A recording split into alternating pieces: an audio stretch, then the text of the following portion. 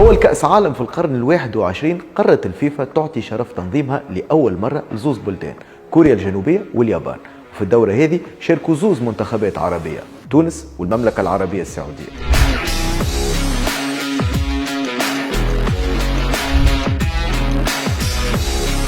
تحضر السعودية في المونديال كالممثل الوحيد لعرب آسيا، وتشارك للمرة الثالثة في تاريخها، لكن المرة هذه بقيادة مدرب وطني ناصر الجوهر. أخضر السعودي يلقى روحه في مجموعة فيها ألمانيا وإيرلندا والكاميرون كممثل لأفريقيا.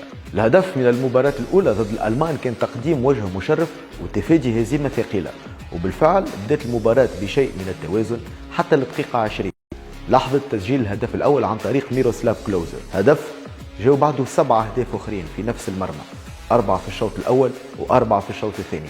كان يوم أسود في تاريخ الكرة السعودية اللي تعرضت لأثقل هزيمة عربية في تاريخ كل المشاركات. زوز مباريات لما زالوا أصبح المهم بالنسبة للمنتخب السعودي هو تفادي هزيمة أخرى من نوع هذا دخل الكرة السعودية في نفق مظلم لسنوات. والخسارة أمام الكاميرون بهدف وضد إيرلندا ب3 ما بدلوش حاجة كبيرة، لكن خلاو السعودية تودع البطولة مبكرا ب0 نقاط و0 أهداف مسجلة و12 هدف في شباكها، وبالتالي كانت أسوأ مشاركة عربية منذ 1934.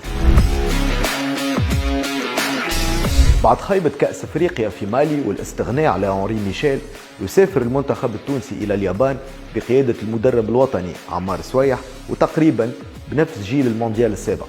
11 لاعب كاملين كانوا موجودين في فرنسا في 98 تم دعوتهم مرة أخرى إلى اليابان في 2002. قرعة حط تونس في مجموعة اعتبرت نظريا من أسهل المجموعات في تاريخ كأس العالم، مع اليابان وبلجيكا وروسيا. بالنسبة للشارع الرياضي في تونس كانت فما قناعة في ذلك الوقت أنها فرصة العمر للمرور إلى الدور الثاني.